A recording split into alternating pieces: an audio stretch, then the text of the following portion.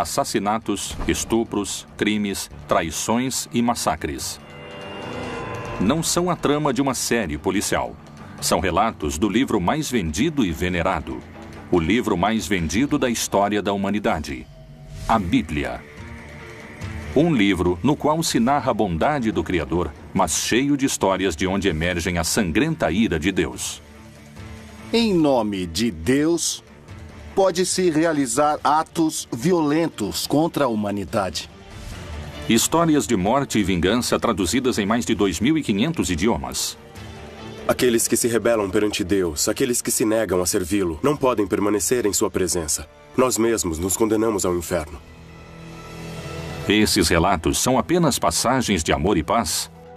Jesus fala de um Deus amoroso, incondicional. Ou há também crime, morte e destruição? Não é um Deus muito humano aquele da Bíblia. É um Deus que funciona muito mais do lado do terrorismo. O que há por trás do castigo aos pecadores? Esse é o maior sofrimento nos infernos, a privação de Deus. Como são justificados os crimes na Bíblia? Na Bíblia aparece como uma ira legítima. Por trás de cada um há uma história. Mas é história oficial? Ou há segredos ainda não revelados? A ira de Deus. Outro enigma da Bíblia. Cidades inteiras aniquiladas. Meninos mortos em episódios que têm Deus como protagonista. Os crimes, o castigo e o perdão são algumas das ações que se encontram nas páginas bíblicas. Até onde pode chegar o castigo divino? O que acontece quando os infiéis desafiam ao Senhor? Há muitos momentos em que a ira foi legitimada no texto bíblico, quando se trata de uma ira que provoca a ação. A ira que se desencadeia contra a violência. A ira que se desencadeia contra a injustiça. Homens que reagiram contra o desvio de um projeto social. Turquia. Na fronteira do Irã com a Armênia, se encontra o Monte Ararat, um vulcão inativo de mais de 5.000 metros de altura. A tradição cristã indica que aqui estariam os restos da arca que levava o único sobrevivente de um dos maiores atos da ira de Deus. O dilúvio universal. A Arca de Noé é um relato que temos que ler junto com o relato da criação, porque é uma segunda criação. A única diferença é que existe um componente novo, ou seja, a primeira criação de Deus havia sido corrompida, havia tido uma grande decadência moral, e Deus decidiu destruí-la. Mas ele decide não acabar com tudo, resolve deixar uma pessoa justa e a família dele. Essa pessoa é Noé. E disse o Senhor: destruirei o homem que criei de sobre a face da terra, desde o homem até o animal, até o réptil e até a ave dos céus, porque me arrependo de os haver feito. Noé, porém, achou graça aos olhos do Senhor. Então Deus decide falar a Noé e ordena que ele construa uma grande embarcação. E, de acordo com o relato bíblico, ainda não havia nunca chovido sobre a terra. A chuva era um fenômeno inovador naquele momento. Mas a arca se converteu especialmente num símbolo de salvação, de proteção. Na arca subiriam apenas 8 pessoas. Mas Deus recomenda a Noé salvar não apenas seres humanos, mas também a diferentes animais. Porque eis que eu trago um dilúvio de águas sobre a terra, para desfazer toda a carne em que há espírito de vida debaixo dos céus. Tudo o que há na terra expirará, e de tudo o que vive, de toda a carne, 2 de cada espécie farás entrar na arca, para os conservar vivos contigo. Macho e fêmea serão. Foi um dilúvio que caiu sobre todo o território que era habitado naquela época. Esse dilúvio durou 40 dias e 40 noites. Deus levou apenas 40 dias para acabar com toda a vida sobre a terra. Mas o que os homens haviam feito para provocá-lo? Por que também morreram todos os animais? Qual seria o sentido de semelhante castigo? Todos os mitos são um mundo simbólico, não são um mundo histórico nem realidades. Estão mais para realidades virtuais nesse aspecto. Então o mito de Noé nos fala como a divindade falhou em sua criação, porque tem que voltar ao começo, mas não vai começar do zero. Um casal de cada espécie é levado. A história de Noé pretende mostrar como é o repovoamento da terra através de seus filhos. Por isso, através desses 3 filhos de Noé, de Cã, Jafé e Sem, vêm as raças humanas, os semitas, os jafetitas, os camitas. Então, é como o repovoamento do mundo. É uma história etiológica, ou seja, mostra a origem de algo. Os mitos fazem referência às divindades, mas nos revelam quem somos. A espécie humana quer ser uma espécie puríssima, quase anjos. Mas no final somos humanos que aprendem por tentativa e erro. E o Deus desses humanos se parece com os humanos. Assim, Deus destruiu toda a sua criação e deixa que a família de Noé viva. O único justo. A missão deve povoar a terra. Mas o que despertou a sua ira? Qual foi o motivo de tal destruição? Na época do dilúvio, menciona-se também que houve uma corrupção e uma degeneração absoluta. Isso Deus não pode suportar. Depois do dilúvio universal, a humanidade começou a reconstruir a si mesma. E é assim que se fundou Babel, uma cidade onde Deus voltaria a desencadear sua fúria. Até onde pode chegar a ira de Deus? Poderíamos entender a Torre de Babel como a Torre da Babilônia. E é uma torre que é feita com a intenção de chegar até o céu daqui da terra. É o homem tentando alcançar a Deus. No mundo mesopotâmico e no mundo do Oriente Próximo, eram feitas grandes construções chamadas zigurates. Os zigurates eram montanhas escalonadas que costumavam ter até 7 pisos, eram muito altas. Eram a representação de uma montanha. E lá em cima, no céu, fica a sede de Deus, que é onde Deus habita, e na terra está o homem. Portanto, dessa forma, a montanha permite que o homem se aproxime de Deus. Mas isso, para os israelitas, significa idolatria. A Torre de Babel realmente existiu? E se foi assim, por que sua construção havia irado a Deus? Essas não são as únicas histórias que muitos estudiosos vinculam à ira de Deus. O Deus da Bíblia não é bom, é um Deus mau. É um Deus que nos provoca temor. A ele temos que obedecer e render culto, porque tem todo o poder, porque pode nos prejudicar. Deus se incomoda com o desafio que o homem pretende lhe oferecer. A intenção do homem não é crescer. A intenção do homem não é evoluir, não é desenvolver-se. A intenção do homem é alcançar a Deus, o que se constitui um desafio. E esse desafio é o que vai ser castigado. A Torre de Babel representa o orgulho do homem, a vaidade ao tentar alcançar o céu por sua conta, que foi o mesmo pecado do Jardim do Éden. Sempre que tentamos ser Deus, Deus dá um fim a essa situação. Por isso, ele destrói a torre, separa o povo e cria idiomas diferentes, razão pela qual não podem se comunicar entre si como antes. E o Senhor disse: Eis que o povo é um, e todos têm uma mesma língua. E isto é o que começam a fazer. E agora não haverá restrição para tudo o que eles intentarem fazer. Desçamos e confundamos ali a sua língua, para que não entenda um a língua do outro. Deus é cruel e invejoso. Quando uma pessoa está chegando à perfeição, Deus se enche de inveja e cria impedimentos, cria travas. Alguns especialistas afirmam que a ira de Deus encontra seu ponto mais alto no inferno.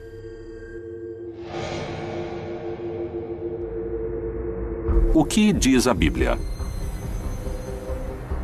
Jesus fala de um pai amoroso. Deus como um pai que ama sem medida, sem limites, sem condições, que não se prende às ofensas. Não vos vingueis a vós mesmos, amados, mas dai lugar à ira, porque está escrito: minha é a vingança, eu recompensarei, diz o Senhor. A vingança. Deus pede que seja deixada a ele a vingança como um ato unilateral para ajuste de contas. Não é concebida na perspectiva divina. Para muitas religiões, a morte é a passagem para a vida eterna. Mas dentro da tradição cristã, a vida eterna é o resultado do comportamento que um ser humano teve ao longo de sua vida. A teologia cristã construiu um mapa do castigo divino. Por que Deus criou um lugar para que os pecadores ardam se seu amor é infinito? O inferno é um lugar de sofrimento que Deus fez para o diabo e seus anjos. Os que se negam a servi-lo não podem permanecer em sua presença. Nós mesmos nos condenamos ao inferno. Depois da morte, temos 3 grandes realidades. O céu, para o justo, para o que merece estar cara a cara com Deus. O inferno, para aqueles que definitivamente se condenam. E um estado intermediário onde intensificamos o amor.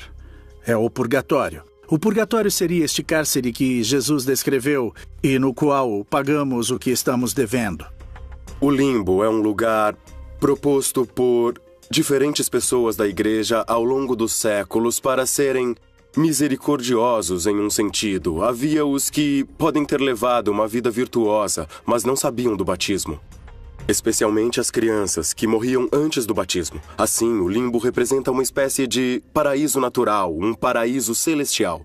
O inferno é uma sala de tortura para que os homens temam ao castigo de Deus? É um lugar que existe realmente? O que Jesus disse no Novo Testamento sobre o inferno? Ele ameaçava seus discípulos com as consequências da ira de Deus? E se o teu olho te escandalizar, lança-o fora. Melhor é para ti entrares no reino de Deus com um só olho, do que, tendo 2 olhos, seres lançado no fogo do inferno, onde seu bicho não morre e o fogo nunca se apaga. Descrever o inferno. Ele é simplesmente um ambiente de privação de Deus. Jesus utilizou várias imagens. Não se trata da descrição física do inferno. Se trata da descrição da situação. É um lugar onde se vive tormentos como se tivessem chamas, como se tivesse vermes. Um lugar de obscuridade. Mas realmente existem o inferno, o purgatório e o céu? Podemos encontrar entre as páginas da Bíblia a descrição desses lugares? Na Bíblia não há o inferno nem o purgatório. Tratam de retomar alguns textos onde Jesus disse que ali haverá choro e ranger de dentes. Ele está falando do purgatório. Outros dizem, não, está falando do inferno. Mas isso não existe na Bíblia. O limbo não é bíblico, o purgatório, nem o inferno eterno e nem o céu. O céu é como estar perto de Deus, sim. O inferno como distância de Deus, sim. Chamas, diabinhos, um Satanás que manda nos demônios. Isso foi um invento medieval. É claro que se presta a manipulações para interesses políticos, para interesses religiosos. A ira de Deus pode condenar as almas dos pecadores a uma agonia eterna? De que maneira poderíamos evitar sofrer os tormentos das trevas? Existe uma instância de perdão na religião católica que conseguiria impedir a descida aos infernos? A confissão é um invento da igreja basicamente para obter informações e controle social. Na antiguidade não existia o sacramento da confissão individual. Isso foi inventado por um inquisidor, o imperador Justiniano. Na época de Justiniano, no século VI, foi inventada a confissão privada para os católicos. Qualquer um com sua racionalidade pode questionar com toda certeza por que alguém tem que confiar a uma pessoa seus maiores segredos e como essa pessoa tem, por que ela tem a capacidade de perdoar. Como, de onde ela tira a capacidade de perdoar? O bem e o mal. A religião ensina com seus relatos normas de moral e comportamento. Mas há feitos na Bíblia que surpreendem por sua aparente crueldade. Por que esses relatos se mantêm em segredo? Até onde chega a ira de Deus?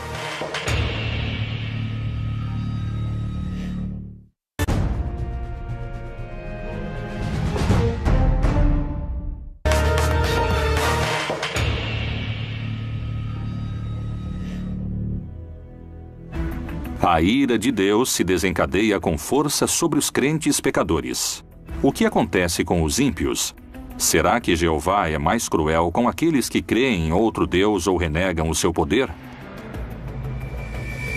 O pecado é, segundo os estudiosos, uma transgressão voluntária dos preceitos religiosos. Quais castigos mortais teriam sofrido os que se dispuseram a pecar? O pecado é o que não é permitido dentro do decálogo do que é a religião. Os pecados capitais não vêm da Bíblia. Sem dúvida que a ira é um dos pecados. Na igreja o chamamos de pecados capitais. Ele é um pecado que pode engendrar outros. E Deus nos pede para nos desfazermos de todo tipo de pecado, inclusive da ira. Os mais importantes são os que nascem no corpo e precisam do corpo para pecar. Deixa a ira e abandona o furor. Não te indignes de forma alguma para fazer o mal, porque os malfeitores serão desarraigados.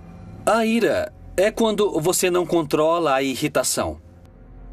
É o grau máximo de raiva, de irritação, que pode levá-lo a fazer coisas irracionais, sem controle, das quais pode se arrepender depois. A mensagem da Bíblia é que os homens devem desfazer-se da ira. Mas, para alguns especialistas em religião, isso não se atribui ao exemplo do livro sagrado. Existem passagens bíblicas nas quais a ira de Deus causa catástrofes para a humanidade? Para muitos investigadores, a Bíblia ensina a amar, para outros, a temer.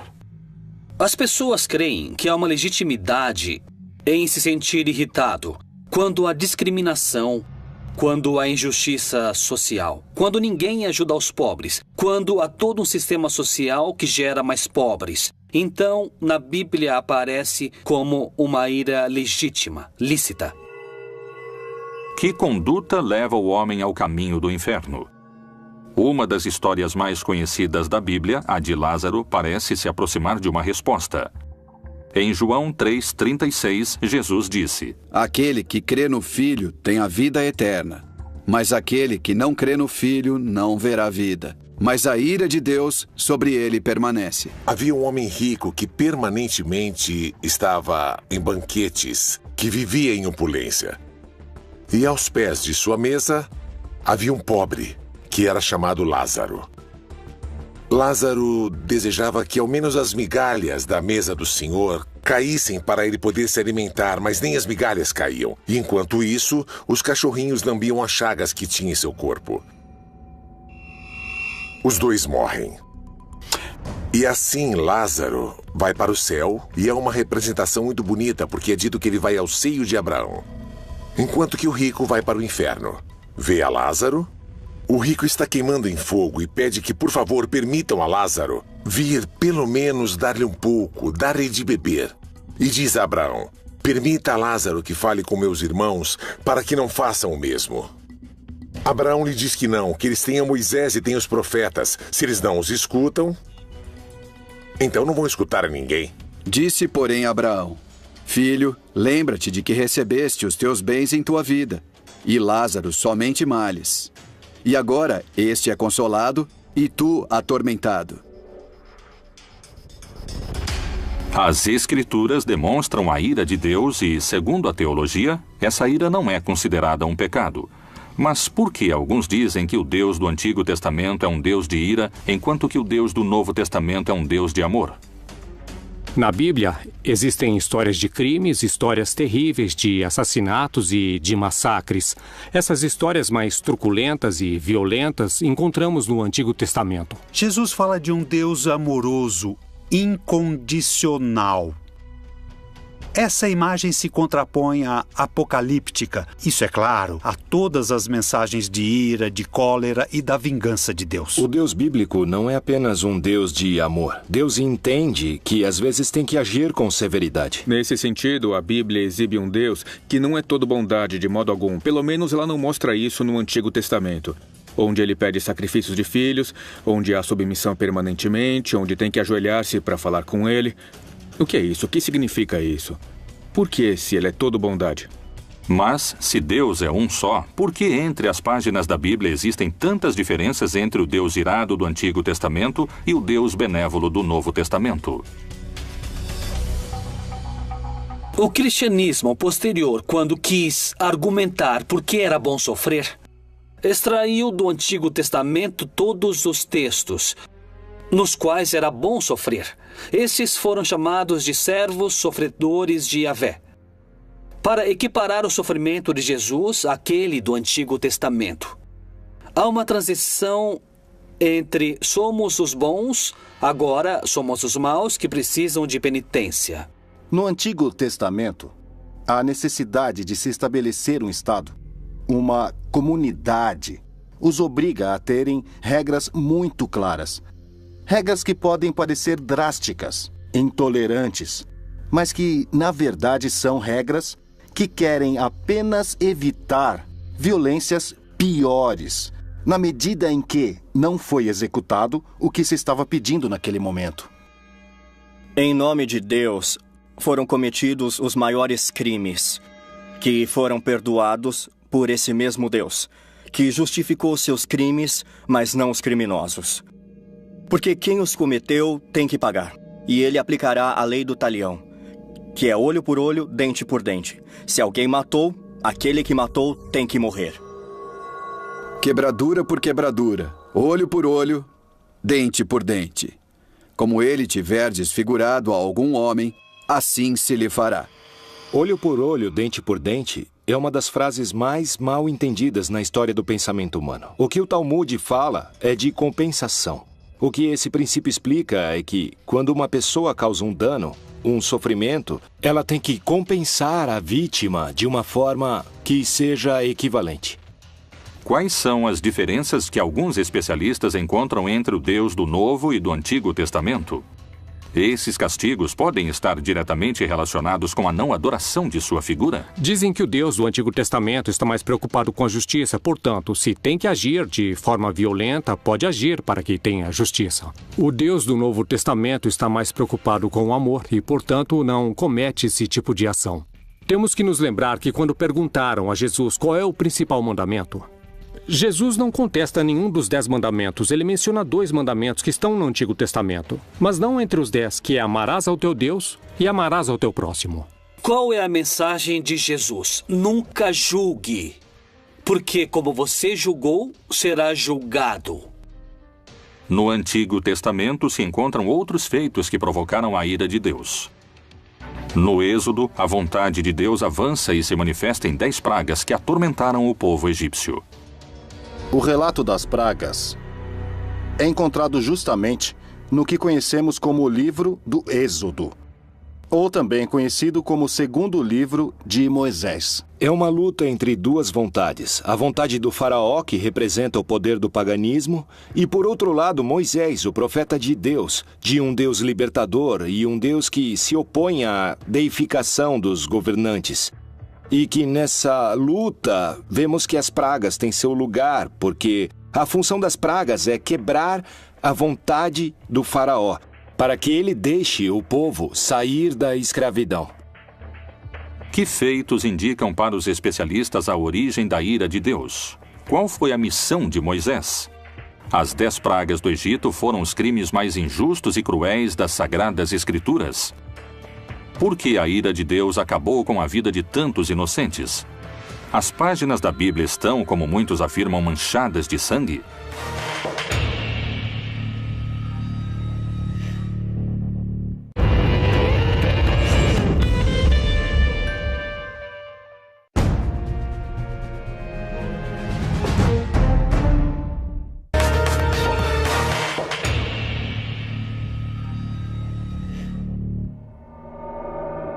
As 10 pragas do Egito são alguns dos relatos mais surpreendentes dos textos da Bíblia. Mas elas realmente existiram? A ira de Deus pode ter sido tão severa sobre milhares de egípcios? Há uma explicação científica que valide o relato bíblico? Moisés tem uma visão, que se apresenta a ele através de uma sarça em chamas e não é consumida. Através dessa sarça, Deus pede a Moisés que liberte o povo de Israel do Egito, como todo bom profeta, Moisés, em princípio, recusa a missão que Deus lhe encomenda e diz que não está preparado. Por que eu? Mas Deus insiste que ele é a pessoa. Moisés havia levado uma vida comum até o momento em que Deus se apresentou com uma missão, talvez a mais significativa na história da religião. Moisés vai até o faraó e diz a ele que Deus mandou lhe dizer que deixe o seu povo ir. O faraó não aceita e por isso, então, Deus começa a mandar castigos, como encontramos em algumas traduções, mandar pragas ao faraó do Egito, para que liberte o povo. Diante da negativa de dar a liberdade ao povo de Moisés, o faraó recebe o castigo de Deus. As pragas divinas começam a recair sobre a população indefesa do Egito. Jeová lhe mostrou o que deveria fazer. Eis que eu, com esta vara que tenho em minha mão, ferrei as águas que estão no rio, e tornar-se-ão em sangue. E os peixes que estão no rio morrerão. E o rio cheirará mal, e os egípcios terão nojo de beber da água do rio. Há uma simbologia muito forte aqui. O rio Nilo era um rio adorado por eles, porque na verdade viviam do rio. E transformá-lo em sangue é transformá-lo em uma coisa impura. O faraó pede a Moisés que, por favor, detenha a praga. Deus age, a praga se detém, e uma vez a praga detida, o faraó volta a endurecer seu coração, e então começa novamente o ciclo, com uma nova praga. Depois da promessa do faraó e seu posterior arrependimento, Deus entende isso como traição, e seu contra-ataque é mais forte. Porque esta vez enviarei todas as minhas pragas sobre o teu coração, e sobre os teus servos, e sobre o teu povo, para que saibas que não há outro como eu em toda a terra.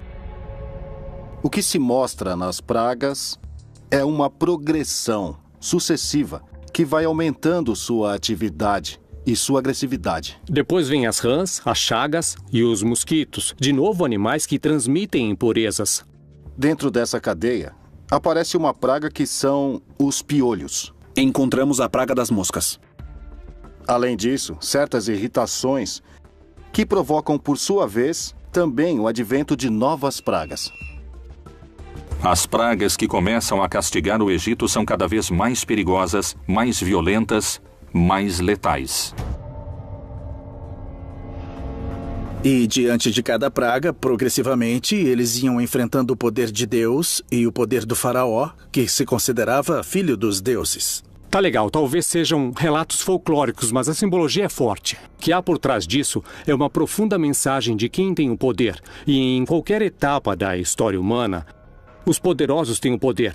Mas aqui o poder está invertido, porque acontece que o poderoso é o fraco. Ou seja, quem tem o poder é o Deus dos escravos, e não o contrário. A mensagem que Moisés leva ao faraó da parte do Deus hebreu é um desafio à sua autoridade, e por isso que é tão difícil convencê-lo. Mas a resposta do faraó foi ainda mais desafiadora, e fez com que a fúria de Jeová se desencadeasse de vez. Não é um Deus muito humano aquele da Bíblia, é um Deus que funciona muito mais pelo lado do terrorismo. Temos que obedecê-lo porque causa medo, não porque é uma pessoa, porque é um ser que é todo bondade. O Deus da Bíblia não é bom. Depois o Senhor disse a Moisés: Vai a Faraó e diz-lhe: Assim diz o Senhor, Deus dos Hebreus: Deixa ir o meu povo, para que me sirva, porque se recusares deixá-los ir, e ainda por força os detiveres, eis que a mão do Senhor será sobre o teu gado. E o Senhor fez isso no dia seguinte, e todo o gado dos egípcios morreu. Esse constitui um dos momentos críticos para o faraó e para o povo egípcio.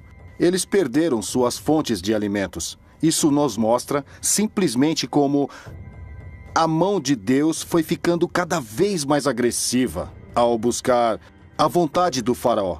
Vontade que, no final, não é realizada.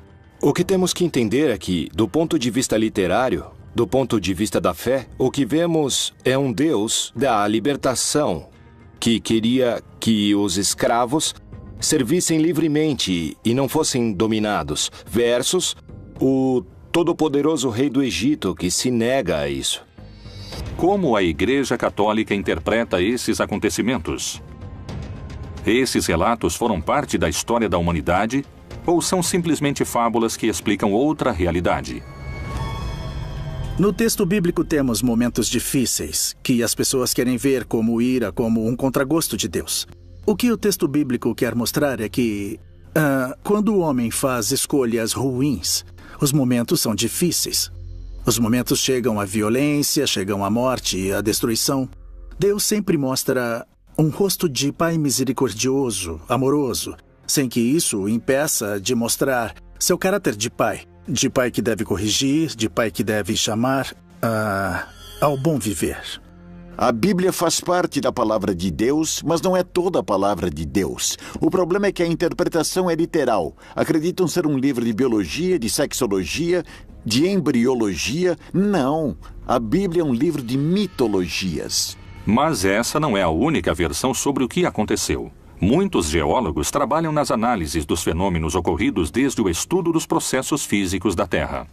A aparição de todas essas pragas, como as moscas, mosquitos, piolhos, rãs, etc., possivelmente esteja vinculada ao fato de ter havido um aumento da umidade do ambiente e todas essas pragas foram muito favorecidas.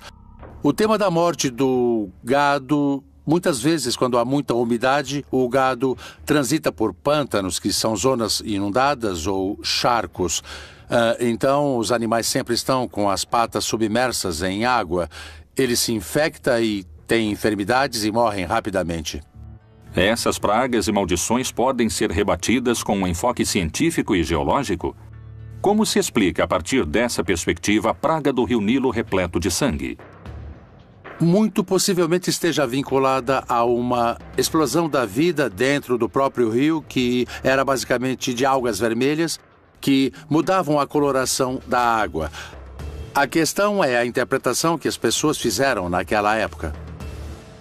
As pragas aniquilaram milhares de egípcios. O Egito sofreu com o lado mais sombrio de um Deus sem misericórdia.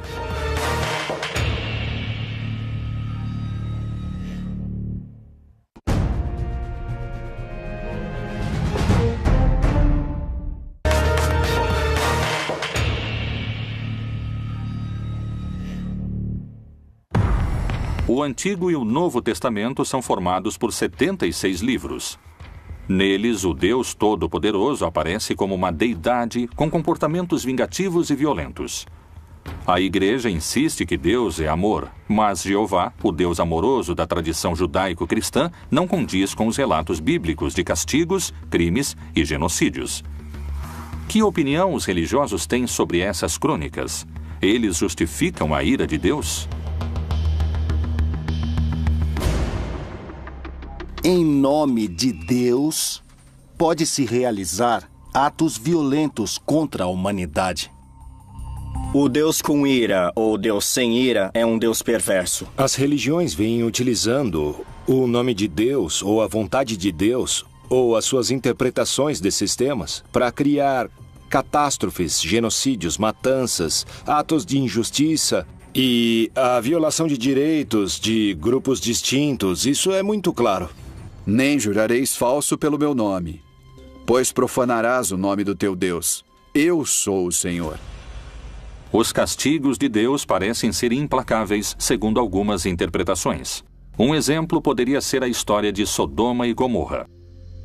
Esse relato conta que milhares sofreram uma morte lenta e dolorosa sob o fogo de enxofre. Com base nisso, nos cabe mencionar, como vemos em passagens bíblicas, que de repente aparece ou se manifesta a ira de Deus, como por exemplo o dilúvio em Sodoma e Gomorra. Como quando Deus subverteu a Sodoma e a Gomorra e as suas cidades vizinhas. Diz o Senhor: assim ninguém habitará ali, nem morará nela o Filho de Homem. Há uma ordem central a esse povo, que havia sido peregrino por 40 anos no deserto, e foi acolhido por outros povos, porque encontravam-se pessoas no deserto habitando-o. Então, como fora um povo peregrino, pede-se que acolham aos forasteiros, aos hóspedes que são sagrados. E aqui o problema é que esses dois povoados, tanto Sodoma como Gomorra, não amparam os hóspedes de modo sagrado. A violência de Deus nessa história é extrema, desmedida. Especialistas asseguram que, com base na interpretação desses mitos, o nome de Deus tem sido usado em vão muitas vezes para exercer diversos tipos de violência e discriminação. A lei sagrada é para com os hóspedes. Mas então esses povos rompem essa lei sagrada. Não acolhem os anjos como hóspedes. Querem abusar deles. E aqui o problema não é a questão homossexual, é o abuso. A Bíblia não fala disso. Fala de hospitalidade. E isso é o que é castigado nesse mito. Toda tradução tem uma ambiguidade. É o mesmo que traduzir a Bíblia e traduzir uma obra do inglês, um Shakespeare ou qualquer autor. É mais cruel o relato do que se passa, mas essas são coisas menores. Eu creio que não afetam muito aos sentidos. Enfim, assassinar é ruim, não é? Seja quem for. A ira de Deus poderia ser justificada segundo as diversas interpretações das Escrituras Sagradas? A Bíblia não tem o monopólio da violência. Muito menos o Alcorão, nem nenhum outro texto, ou seja, existe violência em todas as tradições. A pergunta é como são interpretados os textos e como são vividos. A ira de Deus é propriamente de Deus e ele sabe quando se deve aplicá-la e quando não. E porque não entendemos sua conduta, não significa que não tenha sentido. A Bíblia, um livro que compila histórias de violência e crimes onde Deus é vingativo e cruel. É necessário o castigo eterno no inferno? Como são justificados os crimes na Bíblia? Quanta violência terá sido cometida em nome de Jeová? A ira de Deus poderia ser justificada segundo as diversas interpretações das Escrituras Sagradas? A ira de Deus, outro dos grandes mistérios da Bíblia Proibida.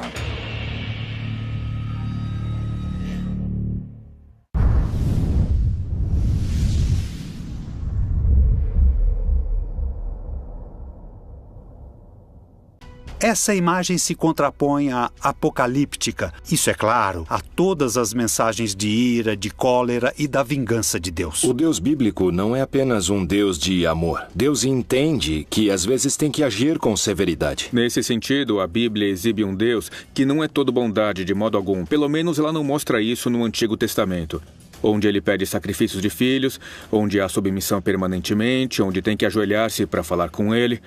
O que é isso? O que significa isso? Por que, se ele é todo bondade? Mas, se Deus é um só, por que entre as páginas da Bíblia existem tantas diferenças entre o Deus irado do Antigo Testamento e o Deus benévolo do Novo Testamento? O cristianismo posterior, quando quis argumentar por que era bom sofrer, extraiu do Antigo Testamento todos os textos nos quais era bom sofrer. Esses foram chamados de servos sofredores de Yahvé, para equiparar o sofrimento de Jesus àquele do Antigo Testamento. Há uma transição entre somos os bons, agora somos os maus que precisam de penitência. No Antigo Testamento, há a necessidade de se estabelecer um Estado, uma comunidade, os obriga a terem regras muito claras. Regras que podem parecer drásticas, intolerantes, mas que, na verdade, são regras que querem apenas evitar violências piores, na medida em que não foi executado o que se estava pedindo naquele momento. Em nome de Deus, foram cometidos os maiores crimes, que foram perdoados por esse mesmo Deus, que justificou seus crimes, mas não os criminosos. Porque quem os cometeu tem que pagar. E ele aplicará a lei do talião, que é olho por olho, dente por dente. Se alguém matou, aquele que matou tem que morrer. Quebradura por quebradura, olho por olho, dente por dente. Como ele tiver desfigurado a algum homem, assim se lhe fará. Olho por olho, dente por dente é uma das frases mais mal entendidas na história do pensamento humano. O que o Talmud fala é de compensação. O que esse princípio explica é que, quando uma pessoa causa um dano, um sofrimento, ela tem que compensar a vítima de uma forma que seja equivalente. Quais são as diferenças que alguns especialistas encontram entre o Deus do Novo e do Antigo Testamento? Esses castigos podem estar diretamente relacionados com a não adoração de sua figura? Dizem que o Deus do Antigo Testamento está mais preocupado com a justiça, portanto, se tem que agir de forma violenta, pode agir para que tenha justiça. O Deus do Novo Testamento está mais preocupado com o amor e, portanto, não comete esse tipo de ação. Temos que nos lembrar que quando perguntaram a Jesus qual é o principal mandamento, Jesus não contesta nenhum dos 10 mandamentos. Ele menciona 2 mandamentos que estão no Antigo Testamento, mas não entre os 10, que é amarás ao teu Deus e amarás ao teu próximo. Qual é a mensagem de Jesus? Nunca julgue, porque como você julgou, será julgado. No Antigo Testamento se encontram outros feitos que provocaram a ira de Deus. No Êxodo, a vontade de Deus avança e se manifesta em 10 pragas que atormentaram o povo egípcio. O relato das pragas é encontrado justamente no que conhecemos como o livro do Êxodo, ou também conhecido como o segundo livro de Moisés. É uma luta entre 2 vontades. A vontade do faraó, que representa o poder do paganismo, e por outro lado Moisés, o profeta de Deus, de um Deus libertador e um Deus que se opõe à deificação dos governantes. E que nessa luta vemos que as pragas têm seu lugar, porque a função das pragas é quebrar a vontade do faraó, para que ele deixe o povo sair da escravidão. Que feitos indicam para os especialistas a origem da ira de Deus? Qual foi a missão de Moisés? As 10 pragas do Egito foram os crimes mais injustos e cruéis das Sagradas Escrituras. Por que a ira de Deus acabou com a vida de tantos inocentes? As páginas da Bíblia estão, como muitos afirmam, manchadas de sangue?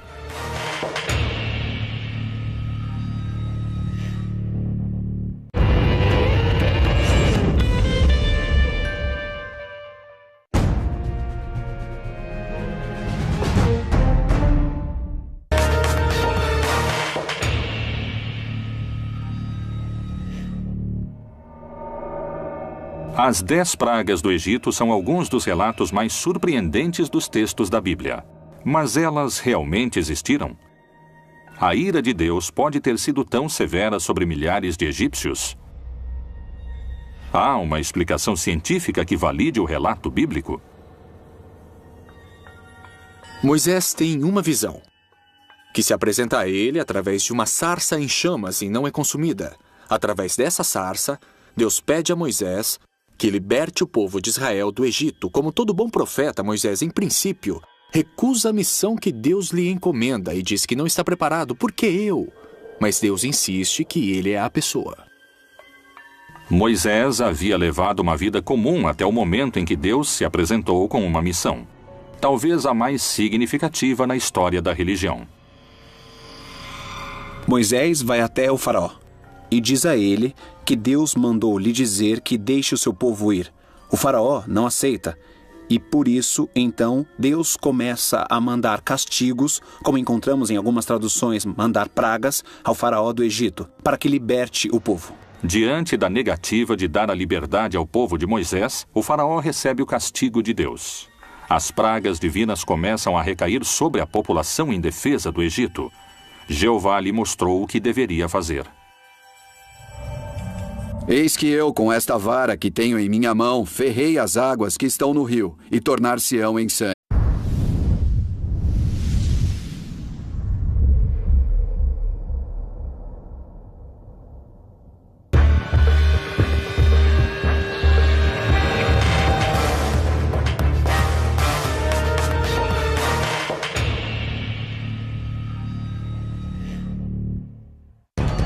Assassinatos, estupros, crimes, traições e massacres. Não são a trama de uma série policial. São relatos do livro mais vendido e venerado. O livro mais vendido da história da humanidade. A Bíblia. Um livro no qual se narra a bondade do Criador, mas cheio de histórias de onde emergem a sangrenta ira de Deus. Em nome de Deus, pode-se realizar atos violentos contra a humanidade. Histórias de morte e vingança traduzidas em mais de 2.500 idiomas. Aqueles que se rebelam perante Deus, aqueles que se negam a servi-lo, não podem permanecer em sua presença. Nós mesmos nos condenamos ao inferno. Esses relatos são apenas passagens de amor e paz? Jesus fala de um Deus amoroso, incondicional. Ou há também crime, morte e destruição? Não é um Deus muito humano aquele da Bíblia. É um Deus que funciona muito mais do lado do terrorismo. O que há por trás do castigo aos pecadores? Esse é o maior sofrimento nos infernos, a privação de Deus. Como são justificados os crimes na Bíblia? Na Bíblia aparece como uma ira legítima. Por trás de cada um há uma história. Mas é história oficial? Ou há segredos ainda não revelados? A ira de Deus, outro enigma da Bíblia. Cidades inteiras aniquiladas, meninos mortos em episódios que têm Deus como protagonista.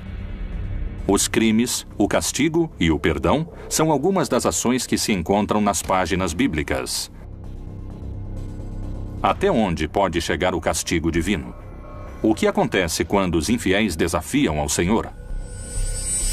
Há muitos momentos em que a ira foi legitimada no texto bíblico, quando se trata de uma ira que provoca a ação. A ira que se desencadeia contra a violência. A ira que se desencadeia contra a injustiça. Homens que reagiram contra o desvio de um projeto social. Turquia. Na fronteira do Irã com a Armênia, se encontra o Monte Ararat, um vulcão inativo de mais de 5.000 metros de altura. A tradição cristã indica que aqui estariam os restos da arca que levava o único sobrevivente de um dos maiores atos da ira de Deus: o dilúvio universal. A Arca de Noé é um relato que temos que ler junto com o relato da criação, porque é uma segunda criação. A única diferença é que existe um componente novo, ou seja, a primeira criação de Deus havia sido corrompida, havia tido uma grande decadência moral, e Deus decidiu destruí-la. Mas ele decide não acabar com tudo, resolve deixar uma pessoa justa e a família dele. Essa pessoa é Noé. E disse o Senhor: destruirei o homem que criei de sobre a face da terra, desde o homem até ao animal, até o réptil, e até a ave dos céus, porque me arrependo de os haver feito. Noé, porém, achou graça aos olhos do Senhor. Então Deus decide falar a Noé e ordena que ele construa uma grande embarcação. E, de acordo com o relato bíblico, ainda não havia nunca chovido sobre a terra. A chuva era um fenômeno inovador naquele momento. Mas a arca se converteu especialmente num símbolo de salvação, de proteção. Na arca subiriam apenas 8 pessoas. Mas Deus recomenda a Noé salvar não apenas seres humanos, mas também a diferentes animais. Porque eis que eu trago um dilúvio de águas sobre a terra, para desfazer toda a carne em que há espírito de vida debaixo dos céus. Tudo o que há na terra expirará, e de tudo o que vive, de toda a carne, 2 de cada espécie farás entrar na arca, para os conservar vivos contigo. Macho e fêmea serão. Foi um dilúvio que caiu sobre todo o território que era habitado naquela época. Esse dilúvio durou 40 dias e 40 noites. Deus levou apenas 40 dias para acabar com toda a vida sobre a terra. Mas o que os homens haviam feito para provocá-lo? Por que também morreram todos os animais? Qual seria o sentido de semelhante castigo? Todos os mitos são um mundo simbólico, não são um mundo histórico nem realidades. Estão mais para realidades virtuais nesse aspecto. Então o mito de Noé nos fala como a divindade falhou em sua criação, porque tem que voltar ao começo, mas não vai começar do zero. Um casal de cada espécie é levado. A história de Noé pretende mostrar como é o repovoamento da terra através de seus filhos. Por isso, através desses 3 filhos de Noé, de Cã, Jafé e Sem, vêm as raças humanas, os semitas, os jafetitas, os camitas. Então, é como o repovoamento do mundo. É uma história etiológica, ou seja, mostra a origem de algo. Os mitos Fazem referência às divindades, mas nos revelam quem somos. A espécie humana quer ser uma espécie puríssima, quase anjos. Mas no final somos humanos que aprendem por tentativa e erro. E o Deus desses humanos se parece com os humanos. Assim, Deus destruiu toda a sua criação e deixa que a família de Noé viva. O único justo. A missão deve... que ali haverá choro e ranger de dentes. Ele está falando do purgatório. Outros dizem, não, está falando do inferno. Mas isso não existe na Bíblia. O limbo não é bíblico, o purgatório, nem o inferno eterno e nem o céu. O céu é como estar perto de Deus, sim. O inferno como distância de Deus, sim. Chamas, diabinhos, um Satanás que manda nos demônios. Isso foi um invento medieval. É claro que se presta a manipulações para interesses políticos, para interesses religiosos. A ira de Deus pode condenar as almas dos pecadores a uma agonia eterna? De que maneira poderíamos evitar sofrer os tormentos das trevas? Existe uma instância de perdão na religião católica que conseguiria impedir a descida aos infernos? A confissão é um invento da igreja basicamente para obter informações e controle social. Na antiguidade não existia o sacramento da confissão individual. Isso foi inventado por um inquisidor, o imperador Justiniano. Na época de Justiniano, no século VI, foi inventada a confissão privada para os católicos.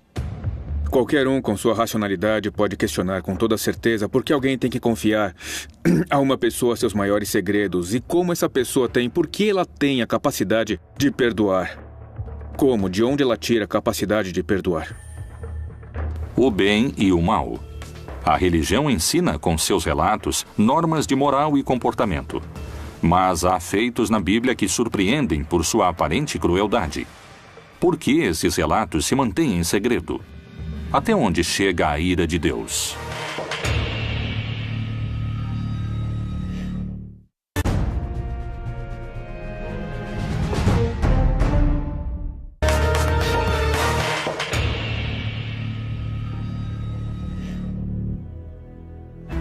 A ira de Deus se desencadeia com força sobre os crentes pecadores. O que acontece com os ímpios? Será que Jeová é mais cruel com aqueles que creem em outro Deus ou renegam o seu poder? O pecado é, segundo os estudiosos, uma transgressão voluntária dos preceitos religiosos. Quais castigos mortais teriam sofrido os que se dispuseram a pecar? O pecado é o que não é permitido dentro do decálogo do que é a religião. Os pecados capitais não vêm da Bíblia. Sem dúvida que a ira é um dos pecados. Na igreja o chamamos de pecados capitais. Ele é um pecado que pode engendrar outros. E Deus nos pede para nos desfazermos de todo tipo de pecado, inclusive da ira. Os mais importantes são os que nascem no corpo e precisam do corpo para pecar. Deixa a ira e abandona o furor. Não te indignes de forma alguma para fazer o mal, porque os malfeitores serão desarraigados. A ira é quando você não controla a irritação. É o grau máximo de raiva, de irritação, que pode levá-lo a fazer coisas irracionais, sem controle, das quais pode se arrepender depois. A mensagem da Bíblia é que os homens devem desfazer-se da ira. Mas, para alguns especialistas em religião, isso não se atribui ao exemplo do livro sagrado. Existem passagens bíblicas nas quais a ira de Deus causa catástrofes para a humanidade? Para muitos investigadores, a Bíblia ensina a amar, para outros, a temer.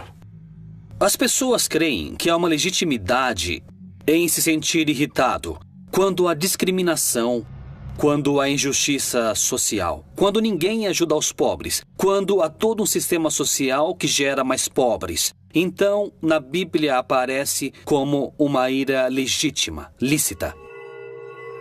Que conduta leva o homem ao caminho do inferno? Uma das histórias mais conhecidas da Bíblia, a de Lázaro, parece se aproximar de uma resposta. Em João 3,36, Jesus disse: Aquele que crê no Filho tem a vida eterna, mas aquele que não crê no Filho não verá vida. Mas a ira de Deus sobre ele permanece. Havia um homem rico que permanentemente estava em banquetes, que vivia em opulência. E aos pés de sua mesa havia um pobre, que era chamado Lázaro. Lázaro desejava que ao menos as migalhas da mesa do Senhor caíssem para ele poder se alimentar, mas nem as migalhas caíam. E enquanto isso, os cachorrinhos lambiam as chagas que tinha em seu corpo. Os dois morrem. E assim Lázaro vai para o céu, e é uma representação muito bonita, porque é dito que ele vai ao seio de Abraão. Enquanto que o rico vai para o inferno. Vê a Lázaro. O rico está queimando em fogo e pede que, por favor, permitam a Lázaro vir pelo menos dar-lhe um pouco, dar-lhe de beber. E diz a Abraão: permita a Lázaro que fale com meus irmãos para que não façam o mesmo. Abraão lhe diz que não, que eles têm a Moisés e têm os profetas. Se eles não os escutam, então não vão escutar a ninguém. Disse, porém, Abraão: Filho, lembra-te de que recebeste os teus bens em tua vida, e Lázaro somente males. E agora este é consolado, e tu atormentado. As Escrituras demonstram a ira de Deus e, segundo a teologia, essa ira não é considerada um pecado. Mas por que alguns dizem que o Deus do Antigo Testamento é um Deus de ira, enquanto que o Deus do Novo Testamento é um Deus de amor? Na Bíblia, existem histórias de crimes, histórias terríveis de assassinatos e de massacres. Essas histórias mais truculentas e violentas encontramos no Antigo Testamento. Jesus fala de um Deus amoroso, incondicional. E os peixes que estão no rio morrerão, e o rio cheirará mal, e os egípcios terão nojo de beber da água do rio. Há uma simbologia muito forte aqui. O rio Nilo era um rio adorado por eles, porque na verdade viviam do rio. E transformá-lo em sangue é transformá-lo em uma coisa impura. O faraó pede a Moisés que, por favor, detenha a praga. Deus age, a praga se detém, e uma vez a praga detida, o faraó volta a endurecer seu coração, e então começa novamente o ciclo com uma nova praga. Depois da promessa do faraó e seu posterior arrependimento, Deus entende isso como traição e seu contra-ataque é mais forte. Porque esta vez enviarei todas as minhas pragas sobre o teu coração, e sobre os teus servos, e sobre o teu povo, para que saibas que não há outro como eu em toda a terra. O que se mostra nas pragas é uma progressão sucessiva que vai aumentando sua atividade e sua agressividade. Depois vêm as rãs, as chagas e os mosquitos, de novo animais que transmitem impurezas. Dentro dessa cadeia, aparece uma praga que são os piolhos. Encontramos a praga das moscas. Além disso, certas irritações que provocam, por sua vez, também o advento de novas pragas. As pragas que começam a castigar o Egito são cada vez mais perigosas, mais violentas, mais letais. E diante de cada praga, progressivamente, eles iam enfrentando o poder de Deus e o poder do faraó, que se considerava filho dos deuses. Tá legal, talvez sejam relatos folclóricos, mas a simbologia é forte. O que há por trás disso é uma profunda mensagem de quem tem o poder. E em qualquer etapa da história humana, os poderosos têm o poder. Mas aqui o poder está invertido porque acontece que o poderoso é o fraco. Ou seja, quem tem o poder é o Deus dos escravos e não o contrário. A mensagem que Moisés leva ao faraó da parte do Deus hebreu é um desafio à sua autoridade, e por isso que é tão difícil convencê-lo. Mas a resposta do faraó foi ainda mais desafiadora e fez com que a fúria de Jeová se desencadeasse de vez. Não é um Deus muito humano aquele da Bíblia, é um Deus que funciona muito mais pelo lado do terrorismo. Temos que obedecê-lo porque causa medo, não porque é uma pessoa, porque é um ser que é todo bondade. O Deus da Bíblia não é bom. Depois o Senhor disse a Moisés: Vai a Faraó e diz-lhe: Assim diz o Senhor, Deus dos Hebreus: Deixa ir o meu povo, para que me sirva, porque se recusares deixá-los ir, e ainda por força os detiveres, eis que a mão do Senhor será sobre o teu gado, E o Senhor fez isso no dia seguinte, e todo o gado dos egípcios morreu. Esse constitui um dos momentos críticos para o faraó e para o povo egípcio. Eles perderam suas fontes de alimentos. Isso nos mostra simplesmente como a mão de Deus foi ficando cada vez mais agressiva ao buscar a vontade do faraó. Vontade que no final não é realizada. O que temos que entender é que, do ponto de vista literário, do ponto de vista da fé, o que vemos é um Deus da libertação que queria que os escravos servissem livremente e não fossem dominados, versus o todo-poderoso rei do Egito que se nega a isso. Como a Igreja Católica interpreta esses acontecimentos? Esses relatos foram parte da história da humanidade ou são simplesmente fábulas que explicam outra realidade? No texto bíblico temos momentos difíceis, que as pessoas querem ver como ira, como um contragosto de Deus. O que o texto bíblico quer mostrar é que, quando o homem faz escolhas ruins, os momentos são difíceis. Os momentos chegam à violência, chegam à morte e à destruição. Deus sempre mostra um rosto de pai misericordioso, amoroso, sem que isso o impeça de mostrar seu caráter de pai que deve corrigir, de pai que deve chamar ao bom viver.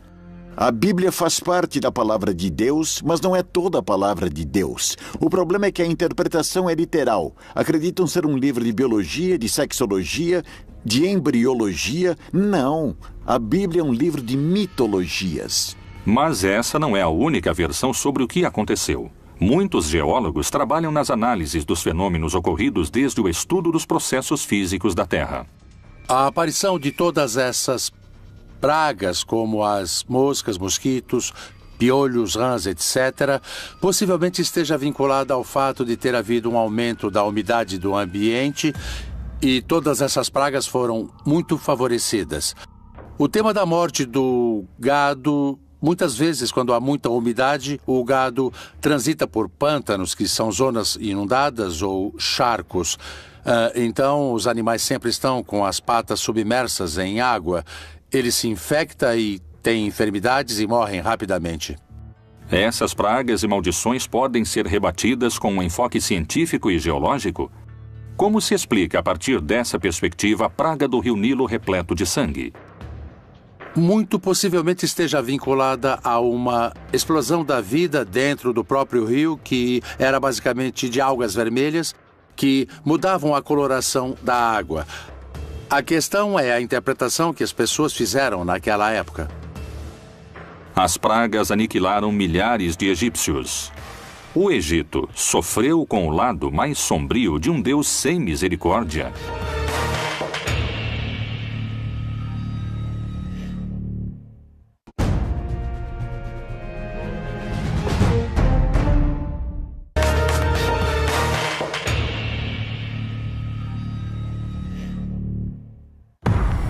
O Antigo e o Novo Testamento são formados por 76 livros. Nevoar a terra. Mas o que despertou a sua ira? Qual foi o motivo de tal destruição? Na época do dilúvio, menciona-se também que houve uma corrupção e uma degeneração absoluta. Isso Deus não pode suportar. Depois do dilúvio universal, a humanidade começou a reconstruir a si mesma. E é assim que se fundou Babel, uma cidade onde Deus voltaria a desencadear sua fúria. Até onde pode chegar a ira de Deus? Poderíamos entender a Torre de Babel como a Torre da Babilônia. E é uma torre que é feita com a intenção de chegar até o céu daqui da terra. É o homem tentando alcançar a Deus. No mundo mesopotâmico e no mundo do Oriente Próximo, eram feitas grandes construções chamadas zigurates. Os zigurates eram montanhas escalonadas que costumavam ter até 7 pisos, eram muito altas. Eram a representação de uma montanha. E lá em cima, no céu, fica a sede de Deus, que é onde Deus habita, e na terra está o homem. Portanto, dessa forma, a montanha permite que o homem se aproxime de Deus. Mas isso, para os israelitas, significa idolatria. A Torre de Babel realmente existiu? E se foi assim, por que sua construção havia irado a Deus? Essas não são as únicas histórias que muitos estudiosos vinculam à ira de Deus.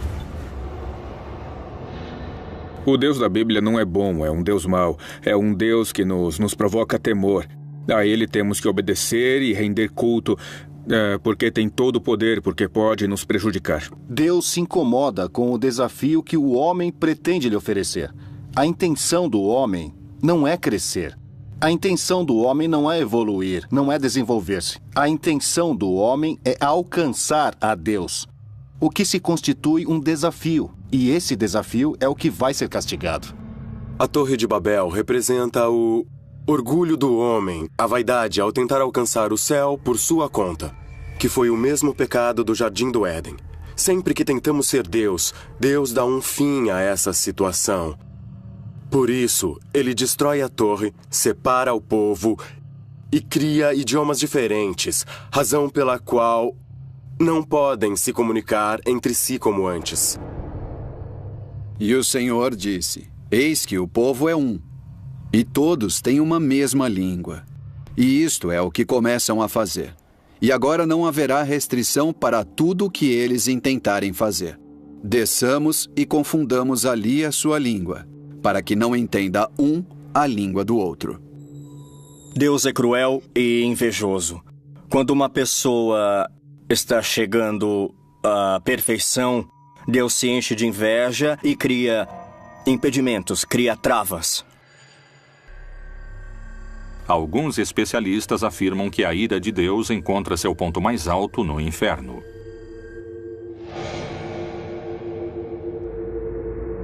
O que diz a Bíblia? Jesus fala de um pai amoroso. Deus como um pai que ama sem medida, sem limites, sem condições, que não se prende às ofensas. Não vos vingueis a vós mesmos, amados, mas dai lugar à ira, porque está escrito: Minha é a vingança, eu recompensarei, diz o Senhor. A vingança, Deus pede que seja deixada a ele. A vingança como um ato unilateral para ajuste de contas. Não é concebida na perspectiva divina. Para muitas religiões, a morte é a passagem para a vida eterna. Mas dentro da tradição cristã, a vida eterna é o resultado do comportamento que um ser humano teve ao longo de sua vida. A teologia cristã construiu um mapa do castigo divino. Por que Deus criou um lugar para que os pecadores ardam se seu amor é infinito? O inferno é um lugar de sofrimento que Deus fez para o diabo e seus anjos. Os que se negam a servi-lo não podem permanecer em sua presença. Nós mesmos nos condenamos ao inferno. Depois da morte, temos 3 grandes realidades: o céu, para o justo, para o que merece estar cara a cara com Deus; o inferno, para aqueles que definitivamente se condenam; e um estado intermediário onde intensificamos o amor. É o purgatório. O purgatório seria este cárcere que Jesus descreveu e no qual pagamos o que estamos devendo. O limbo é um lugar proposto por diferentes pessoas da igreja ao longo dos séculos para serem misericordiosos em um sentido. Havia os que podem ter levado uma vida virtuosa, mas não sabiam do batismo. Especialmente as crianças, que morriam antes do batismo. Assim, o limbo representa uma espécie de paraíso natural, um paraíso celestial. O inferno é uma sala de tortura para que os homens temam ao castigo de Deus? É um lugar que existe realmente? O que Jesus disse no Novo Testamento sobre o inferno? Ele ameaçava seus discípulos com as consequências da ira de Deus? E se o teu olho te escandalizar, lança-o fora. Melhor é para ti entrares no reino de Deus com um só olho, do que, tendo 2 olhos, seres lançado no fogo do inferno, onde seu bicho não morre e o fogo nunca se apaga. Descrever o inferno. Ele é simplesmente um ambiente de privação de Deus. Jesus utilizou várias imagens. Não se trata da descrição física do inferno. Se trata da descrição da situação. É um lugar onde se vive tormentos como se tivessem chamas, como se tivesse vermes. Um lugar de obscuridade. Mas realmente existem o inferno, o purgatório e o céu? Podemos encontrar entre as páginas da Bíblia a descrição desses lugares? Na Bíblia não há o inferno nem o purgatório. Tratam de retomar alguns textos onde Jesus disse